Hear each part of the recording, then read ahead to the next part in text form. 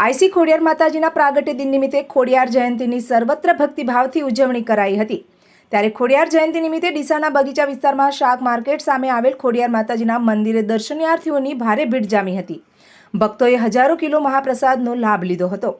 શક્તિ પૂજા ભારતીય સંસ્કૃતિનું પ્રાચીન અંગ છે। ભારતમાં અંબાજી, સરસ્વતી, લક્ષ્મી, પાર્વતી, આદ્યશક્તિ, શિવેરાઈ, મહાકાળી માતા, ખોડિયાર માતા, બહુચર માતાજી, ગાયત્રી માં, ચામુંડા માં, હિંગળાજ માં, ભવાની માં, ભુવનેશ્વરી માં, આશાપુરામાં, ગાત્રાડમાં, મેલડીમાં, વિસતમાં, કનકેશ્વરીમાં, મોમાઈમાં, નાગબાઈમાં, હરસિદ્ધિમાં, મોઢેશ્વરીમાં, ઉમિયામાં વગેરે જેવા દેવીઓનું લોકો શ્રદ્ધાપૂર્વક ભક્તિપૂજન કરે છે। તેમાં માનવ દેહ રૂપે અવતરીને કાળક્રમે દેવી સ્વરૂપે જેમનું પૂજન થાય છે તેમાંના એક દેવી એટલે ખોડિયાર માતાજી। ખોડિયાર માતાજી જ્ઞાતિએ ચારણ હતા। તેમના પિતાનું નામ મામડિયા અથવા મામૈયા અને તેમના માતાનું નામ દેવળબા અથવા મીણબાઈ હતું। તેઓ કુલ 7 બહેન અને એક ભાઈ હતા, જેઓના નામ આવડ, જોગડ, તોગડ, બીજબાઈ, હોલબાઈ, સાંસાઈ, જાનબાઈ અને ભાઈ મેરખ્યો અથવા મેરખો હતા। તેમનું વાહન મગર છે। તેમનો જન્મ આશરે 9મી થી 11મી સદીમાં મહાસુદ આઠમના દિવસે થયો હતો, જેથી તે દિવસે ખોડિયાર જયંતી ઉજવવામાં આવે છે।